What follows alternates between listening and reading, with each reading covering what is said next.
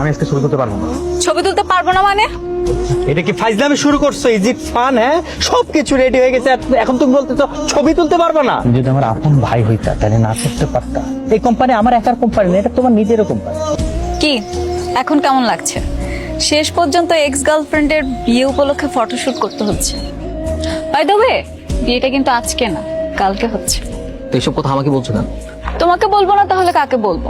আমার ex boyfriend বলে কথা। কিভাবে পোজ দিয়ে ছবি তুলবো সেটা বলবেন না? কেমন ফটোগ্রাফার আপনি? তুমি একটা কাজ করো, আমার কোমরে হাত দিয়ে ছবি তুলো। এইভাবে ছবি ভালো উঠবে না, আপনারা পোস্ট চেঞ্জ করে আমি এই পোজে ছবি তুলতে পারবো না। আমাদের ইচ্ছে আমরা এভাবে ছবি তুলছি, আপনি কিছু ছবি তুলুন। আচ্ছা, আমরা কি হাসবো নাকি এভাবেই ঠিক আছে? আপনাদের যা ইচ্ছা আপনারা তাই। আমার দিকে তাকিয়ে হাসো, চোখে চোখ রেখে। কি ছবি তুলেছেন এগুলো? একটা ছবিও ভালো হয়নি। ছবি তোলার সময় মনোযোগ কই থাকে? মনোযোগ দিয়ে ছবি তুলতে পারেন না? দেখি দেখি হাসো। বাবা কি এই মেয়েটার ছবি তো ভালো ওঠে কিভাবে? এই মেয়েটা সুন্দর না ক্যামেরাটা সুন্দর? কোনটা? তুলো তো। মানে তুমি দেখো, একটা ছবিও সুন্দর হয়নি। তুমি তুলেছো তাই তোমার কাছে সুন্দর লাগছে। কি ব্যাপার? কি সমস্যা তোমার? তুমি এরকম করতেছো কেন? সমস্যা মানে কি এমন করছি আমি? এরকম মুড অফ করে আছো কেন? আমরা এখানে কাপল ফটোশুট করতে আসছি, এমন ভাবে ছবি তুলতেছো যেন মরা বাড়ির ছবি তুলতে আসছো। হাসতে পারো না তুমি? না, আমি আসতে পারি না। এখানে আমার ছবি তোলা উঠছে না যে আমাকে আসতেই হবে। ও হ্যাঁ, হাসবে কি করে? তোমার তো কষ্ট লাগতেছে তাই না? আমার কষ্ট লাগবে কেন? আমার কোনো কষ্ট নাই। আমি এখানে আমার প্রফেশনাল কাজে আসছি, আমার কষ্ট লাগার কি আছে এখানে? এক্স গার্লফ্রেন্ডের বিয়ে ঠিক হয়ে গেছে, সে আরেকজনের সাথে ছবি তুলতেছে, তোমার তো কষ্ট লাগবে। এতই যখন কষ্ট লাগতেছে তাহলে ব্রেকআপ কেন করছি? মাইনা প্লিজ এখান থেকে যাও, শান্তি মতো নাস্তাটা করতে দাও।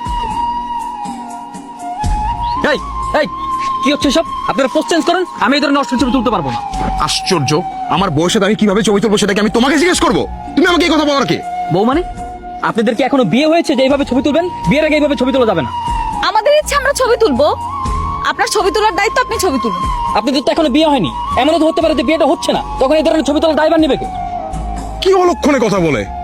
মানে এই তুমি না ফটোগ্রাফার প্রফেশনাল, তুমি যে কাজটা করতে আসছো সেই কাজটা করো, উল্টাপাল্টা কোনো কথা বলো না, ঠিক আছে? ভাই আমি বললাম তো আমি এই ধরনের ছবি তুলতে পারবো না, প্লিজ। আপনাকেই ছবি তুলতে হবে, তাড়াতাড়ি আমাদের ছবি তুলুন। দরকার পড়লে আমাদের বাসর ঘরের ছবি আপনাকে দিয়ে তুলাম। আমি কাজ করি ঠিক আছে, তার মানে এই না আমাকে যা বলা হবে আমি তাই শুনি, তাই করবো। আমি এই ধরনের ছবি তুলতে পারবো না, এই ধরনের ছবি তোলা আমার রুলস আর ইথিক্সের বাইরে। আচ্ছা বুঝলাম, রুলস এন্ড এথিক্স এর বাইরে, কিন্তু তোমাকে এখন আমি যেটা বলতেছি তুমি সেটাই করবা, কারণ তুমি প্রফেশনে আসছো, ঠিক আছে? করো। ভাই আপনি যতই যাই বলেন না কেন, যতই ধমক দেন না কেন, আমি পারবো না, আমি বলছি না। আমরা তুলতে চাই, এগুলো আমরা স্মৃতি হিসেবে ধরে রাখবো। কি হয়েছে স্যার? ম্যাডাম মেহেদি, তুমি তর্ক করছো কেন? তর্ক মানে? আপনার ফটোগ্রাফার উল্টাপাল্টা কথা বলতেছে, সে ছবি তুলবে না। মেহেদি, আমি লক্ষ্য করছি সকাল থেকে তুমি উল্টাপাল্টা কাজ করছো, এখন আবার বলতেছো ছবি তুলতে যাচ্ছ না কেন? ভাই তারা যেভাবে ছবি তুলতে চাচ্ছে সেভাবে ছবি তোলা সম্ভব না, আমি সেভাবে কখনো ছবি তুলিনি আর তুলবো না।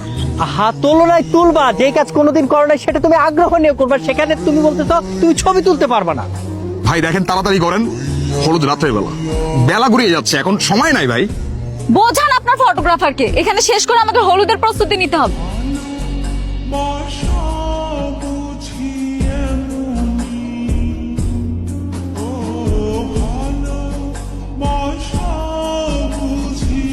আমাদের বিয়ের সময় যখন গায়ে হলুদ হবে তখন কিন্তু আমরা অনেক মজা করবো। আমি হলুদ রঙের শাড়ি পরবো, সবাই আমাকে হলুদ মেখে দিবে, কত মজা হবে। ভাবতেই কেমন শান্তি লাগে। কিন্তু তুমি তো আমাকে দেখতে পারবে না। কেন কেন দেখতে পারবো না কেন?